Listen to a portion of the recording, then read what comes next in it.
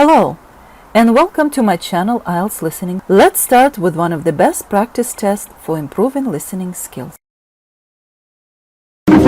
Part 1. Course information.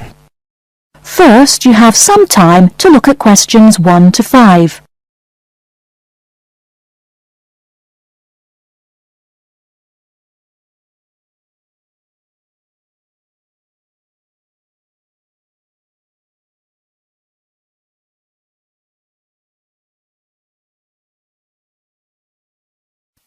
Hello, I wonder if you could help me.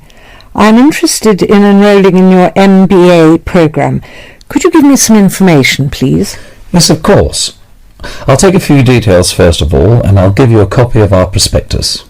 Oh, that's okay. I already have one here. I've been researching the MBA courses in the local area, so I already have lots of course information. That's great. Okay, so first of all, can you tell me your name, please? Yes, of course. It's Anne Horbury. Horbury, is that Hawberry? Yes, that's right. Okay, and what's your date of birth, Ms. Horbury? The 22nd of May, 1981. That's great. And you were born in the UK? Yes, I was. All right, can you give me some contact details, please? Sure. My address is 26 Simon Place in Brighton, and my telephone number is 01903 714 721. Sorry, can you tell me your contact number once again? Yes, it's 01903 714 721. Okay, great.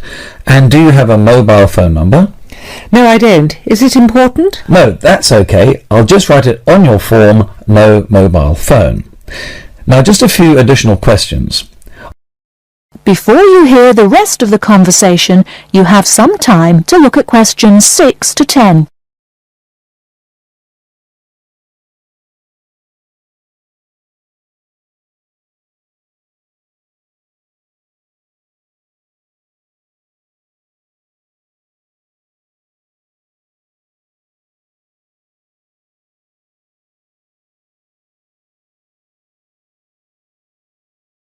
Now listen and answer questions 6 to 10. Are you working or studying anywhere else at the moment? Yes, I'm working for Lloyd Enterprise in the city as a secretary, and I'm also attending a computer course part-time in the evenings. Great. So can you give me some details about your educational background? We need to make sure that your qualifications match the entry requirements. Yes, I completed a business degree a year ago. I've been working since my graduation, but the job market is very competitive these days, so I'd like to do some postgraduate study now. Okay, that sounds fine. Your degree is relevant, and it's good that you have some work experience too. I do need to warn you, though, that our MBA program is extremely popular and gets full quickly. So would you be interested in applying for any alternative courses if your application is not successful this time? Well, my first choice would, of course, be the MBA, but yes, I've had a good look through your prospectus, and I would also be interested in the International Marketing course. That's great. It's always a good idea to keep your options open just in case. Finally, can you tell me where you learned about our courses here? Actually, my cousin studied the MBA course 2 years ago, and she recommended it to me. Okay, well, thank you for coming in today. I will pass your details on to our admissions department. They should contact you this week with a formal application form, and they usually invite MBA candidates to come in for an interview. Okay, well, thanks for your time. No problem. Good luck with your application. That is the end of part 1. You now have half a minute to check your answers.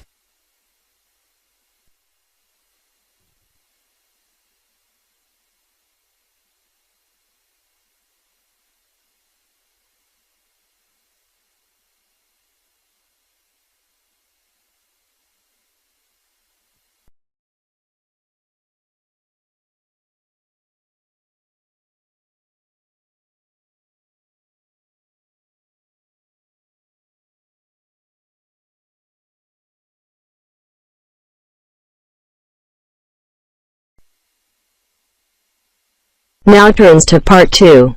Part 2. You will hear a talk about young people living on their own. Listen carefully and answer questions 11 to 12.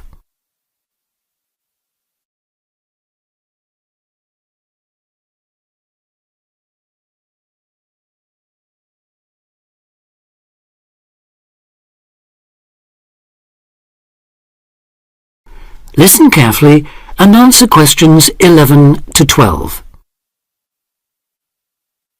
Loneliness is something we all suffer from in varying degrees, but young people living on their own can be particularly vulnerable. Many who leave the family home find they are less confident and have more difficulty in finding their feet than they expected. Often going to work or study in another town or city will be the first time they have lived away from home. Although this may sound like an adventure for those dying to get away from the glare of the parental eye, for others it is a daunting prospect which generates apprehension, uncertainty and even fear. In fact, in a recent survey of over 1,600 people who had recently left home, 32% said that understanding and coping with loneliness was a crucial issue for them and made them feel highly stressed and distracted. An annual report by researchers last year recorded a noticeable increase in the number of individuals with homesickness, transition and isolation issues. Acknowledging that feelings of loneliness and isolation could impede progress at work or study, they examined the number of people using the welfare and health services. They found that young people in particular were prone to difficulties. Last year, 61% of all people using counselling services were aged under 30, and of this group, 57% were men.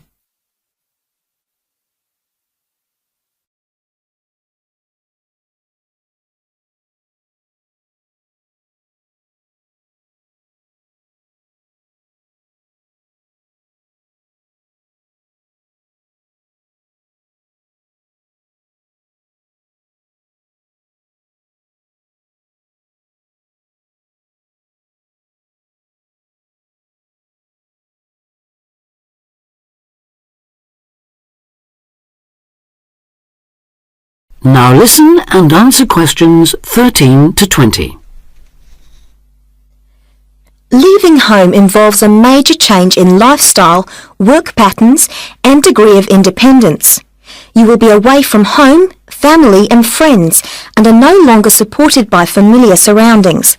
For this reason, in the first year a lot of young people suffer from loneliness. Ironically, this sense of isolation comes at a time when you are likely to be surrounded by people most of the time. Living in a busy city, travelling on crowded buses and trains, you will be constantly among people. But this can sometimes compound your sense of being alone. Seeing others who appear at ease among large crowds, mingling and making friends, can make you feel excluded and inadequate. Adapting to a new environment makes people uncertain of what to do or how to behave and breeds insecurities which can make for a real sense of isolation. It is often those who are more used to being on their own who deal best with the transitional period of leaving home. Other reasons for feeling alone include high expectations of the big city where you have the best time of your life and meet lifelong friends. It may be the first time you have had to make new friends since you started primary school, and perhaps you are reluctant or finding it hard to replace old friends whom you miss. There are also pressures to juggle work and socialising, which may leave you feeling left out. Or it could be that you have a long-distance relationship and feel torn between your new lifestyle and that special person who lives so far away. Because loneliness can leave you with a sense of low self-esteem, where you become self-conscious and feel you have been rejected, it is very difficult to overcome. You may be reluctant to even try and make new friends or take part in social activities, and will also find it difficult to say no to things, leaving you feeling exploited and weak. One of the ways of combating loneliness is to remember that it's not your fault, and that it's something everyone has to deal with, despite appearances. Counsellors advise those feeling lonely to speak to someone they know about their feelings. They also ask them to consider joining groups and societies and to get involved in activities which interest them as a way of meeting more people. Of course, overdoing it and jamming your schedule with too many things just to avoid being alone will not work. But meeting others with common interests may be a step forward. If you still feel like you need someone to talk to, you could try group counselling, where you will be able to talk to and receive support from a small number of people with the same difficulties as you. For more information or to be put in touch with an individual counsellor, contact the local town hall support services. That is the end of part 2. You now have half a minute to check your answers.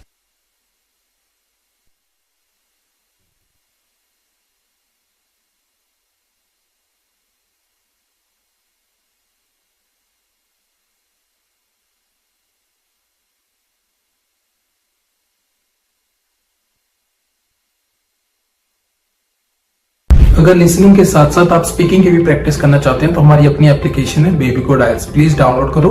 App store और play store दोनों पे available है और link description में भी हमने डाल दिया है। यहाँ पे आप एआई टीचर को जितने चाहें उतनी बार स्पीकिंग टेस्ट दे सकते हो, जब चाहें तब, कोई रिस्ट्रिक्शन नहीं है। और अगर आप चाहते हो कि टीचर आपको आपके बैंड स्कोर बताए, आपकी मिस्टेक बताए और कैसे आप 5 बैंड से 7 बैंड इंप्रूव कर सकते हो, तो प्लीज यूज करो मेरा promo code IELTS50। Do not forget my promo code is IELTS50.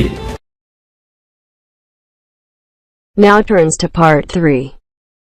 Part 3. You will hear two students, Jenna and Marco, discussing a business studies project they have to do. You now have 15 seconds to read questions 21 to 24.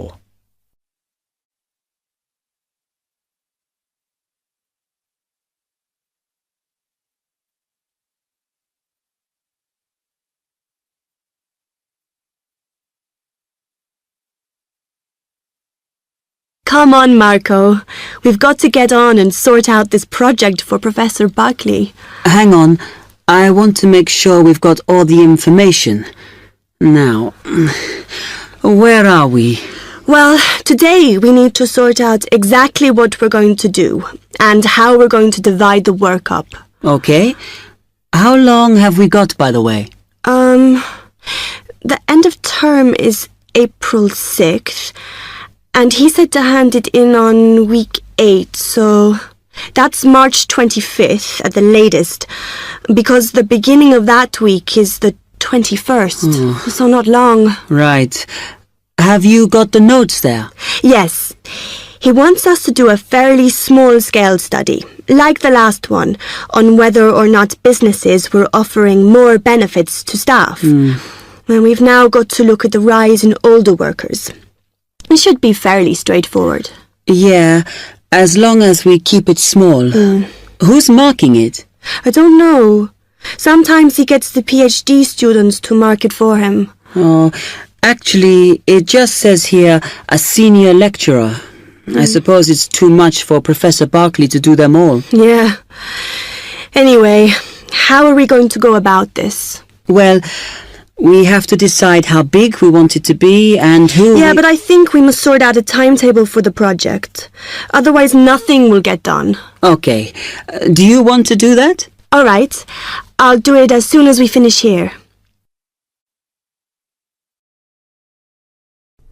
Before you hear the rest of the talk, you have some time to look at questions 25 to 30.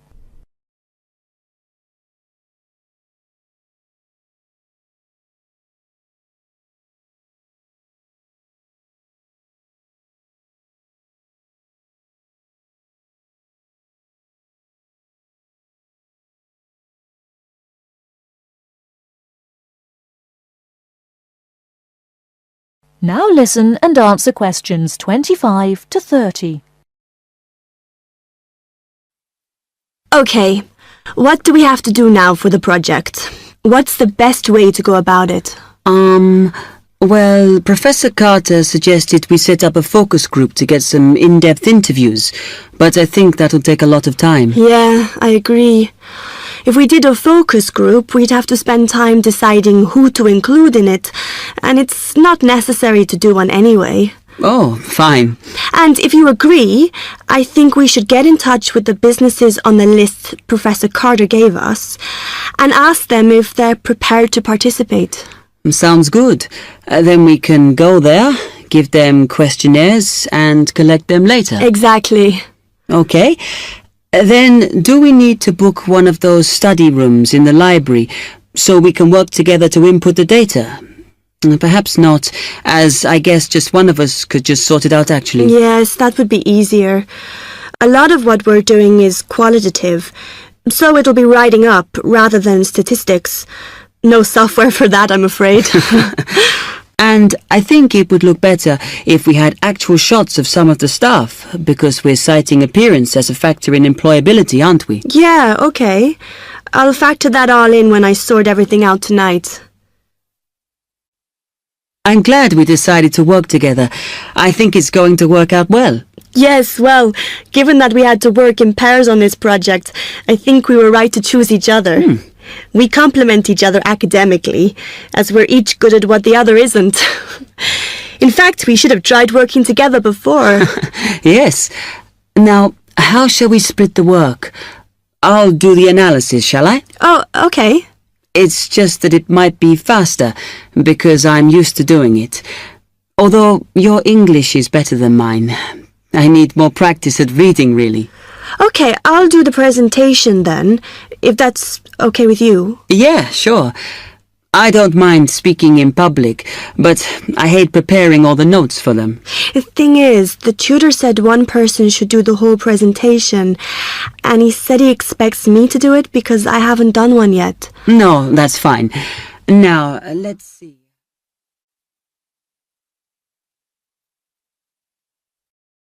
That is the end of part 3.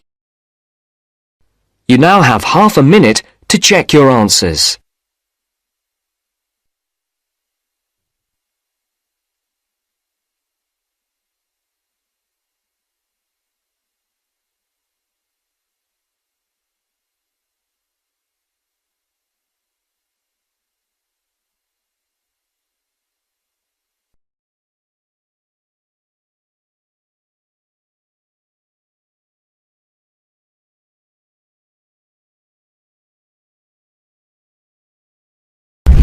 अभी तक baby code app download नहीं की तो यहाँ पे सिर्फ speaking listening reading writing सारे के सारे फ्री में मॉड्यूल अवेलेबल है, वो भी लेटेस्ट कंटेक्स्ट के साथ। और तो यहाँ पे आईएलटीएस की लाइव क्लासेस भी देते हैं आईटीपी अप्रूव्ड टीचर फ्री में।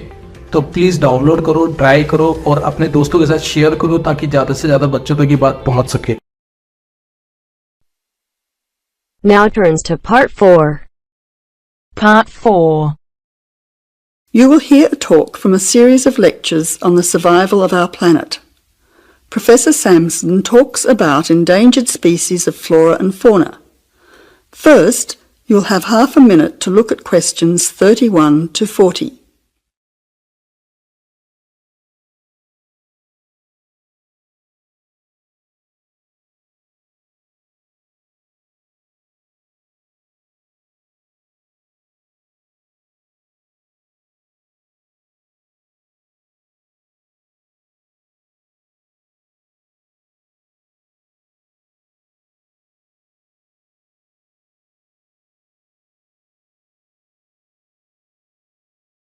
Now listen carefully to the talk and answer questions 31 to 40. Good afternoon, ladies and gentlemen. Today's topic in this series of lectures on our planet is about ensuring the survival of our very important plant and animal species. In this lecture, I want to discuss one way that we can do this. No one will ever see a huge dinosaur thundering through the forest.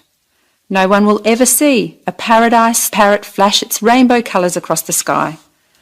The fact is that many animals and plants have been wiped out. Sadly, they are extinct. It is too late for them. Extinction is forever. We can't do anything about the species that have already disappeared. But today, There are many animals and plants that could still become extinct in the future if we do not act now. They are endangered. The African elephant and rhinoceros have become endangered because of the value of their tusks. Australian parrots and reptiles are smuggled onto planes because certain people in other countries are prepared to pay thousands of dollars for them. And there are many other species around the world that are endangered because they no longer have a place in which to live and reproduce safely. The main cause of extinction is the destruction of habitats. A habitat contains all that a living thing needs to survive: space, light, water, food, shelter, and opportunities for reproduction. The population of the world is growing rapidly, and this is placing great demands on land and resources for housing and for growing food. When vegetation is cleared and swamps are drained for agriculture, mining and suburbs, or when rivers are dammed to store water, plants are destroyed and animal life is threatened. In other words, humans are changing and destroying the habitats of animals and plants, which is in turn reducing their chances of survival.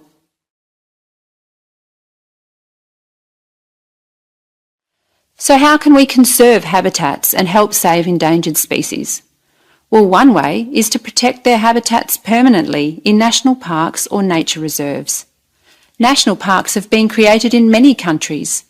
They encourage people to enjoy the beauty and diversity of the animals and plants that live there without harming them.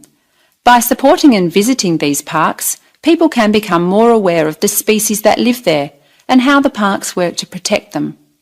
It is very important that, when visiting a national park, we keep them safe for future generations of plants and animals by obeying a few rules.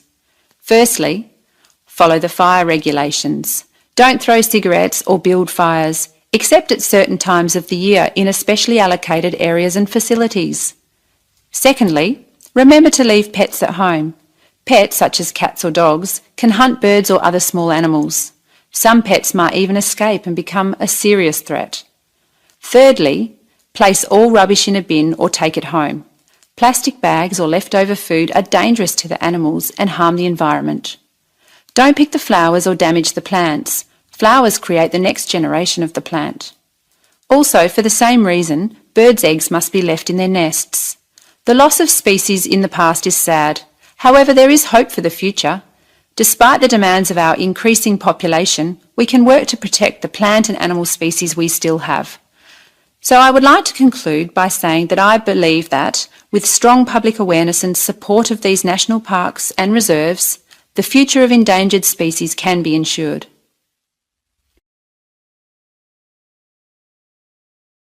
That is the end of part 4. You now have half a minute to check your answers.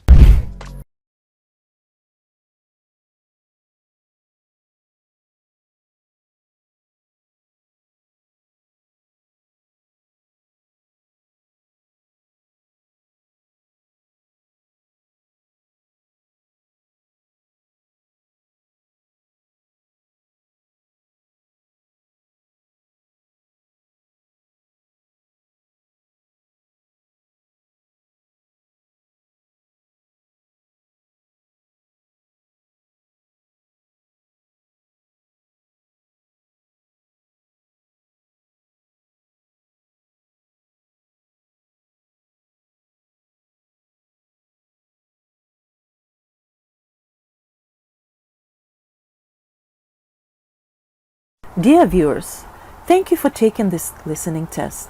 Please let me know about your score in the comments section below. Keep on practicing. It's the only way to be successful. We are planning to upload more IELTS helpful videos. Please subscribe to our channel, IELTS Listening. Thank you.